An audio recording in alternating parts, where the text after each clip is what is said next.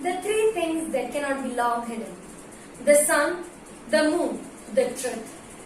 Wishing you all a very good day. My name is Maria John Kennedy, studying in class 10C. I'm here to speak a few words about Gautama Buddha. Buddha is one of the greatest religious teachers of the world. He is a philosopher, meditator, spiritual teacher, and a religious leader of ancient India. He is revered as a founder of Buddhism. His sayings and teachings become the basis of Buddhism, one of the leading religions of the world, followed by the countries like China, Japan, Burma, etc. He is worshipped as the one who is enlightened by the Buddhist schools, who consider him who transcended the karma and escaped the cycle of birth and rebirth. He is believed to be born in Lumbini forest near Napalais Terai in North India during the 6th century. He is born as a prince of a ruler of Kapilavasta, Sudodana. His mother, Maya Devi, died soon after the birth of Siddhartha. Siddhartha was a child with contemplative bent of mind. He was inclined towards meditation and spiritual practices since he was a very child, and this was against by his father. His father feared that he might leave his family one day and tried to keep him from all the hardships and sorrows of the world by keeping him inside the palace all the time. He even arranged the marriage of Buddha at the age of 18 to a beautiful princess of Yashodhara, and they had a son named Rahula. But all these things could not change the young mind of Siddhartha.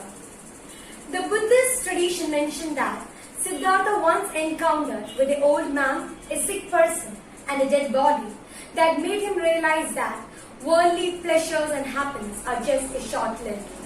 Thus, he left his family and kingdom and wandered in the forest in search of peace and truth. Later, he decided to have a hard meditation, bearing a great physical suffering. 7 years later, he attained the enlightenment when he was sitting under the peepal tree in the Ganges town in Bihar. Later, the tree was known as the Bodhi Vriksha, the tree of wisdom. Buddha attained what he wished for. He preached his first sermon at Sarnath near Varanasi.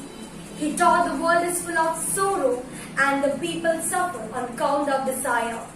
Hence, the desire must be conquered by eightfold path.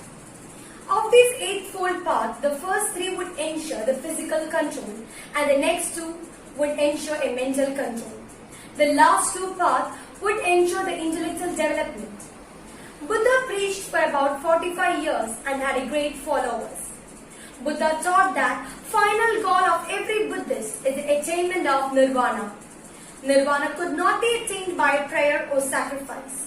It can only be attained by rightful thinking and living. He does not preach about God. All his teachings was values of humanity, love, truth and peace. He was against the caste system. He emphasized that the man is known by his qualities and character and not by his birth. He asked the question that a man who belongs to the high caste performs a sin, then where lies his greatness? So there should not be any distinction in the society based on caste. He included all the caste people in his Sangha, and he fought strongly against the caste system, which was one of the evil practices of ancient India and came to be known as the Luther of India. And his eightfold path would allow a man to do good conducts, which would help him to lead a good life and fulfill his desired goal.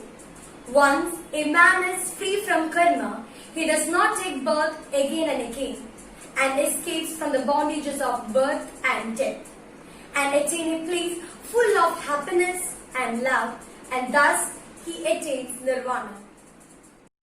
The four noble truths taught by Buddha are the truth of suffering, dukkha, the truth of cause of suffering, samudaya, the truth of end of suffering, nirodha, the truth that frees us from the path of suffering, magga.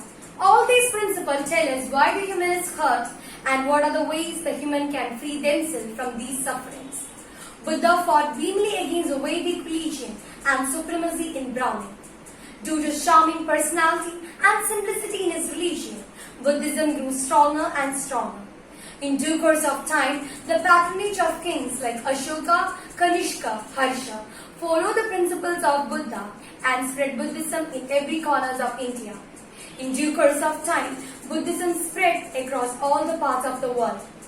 Today, Buddhism is identified with the principles of non-violence. Tripitaka is a collection of Buddha's life, teaching and philosophies. Buddha taught us the message of love, peace, truth, equality and humanity. Buddha attained his nirvana in Kaushnagar in Uttar Pradesh in 483 BC. I'd like to conclude my speech by quoting my favorite lines of Buddha. Mind is everything. What you think, you become. Thank you.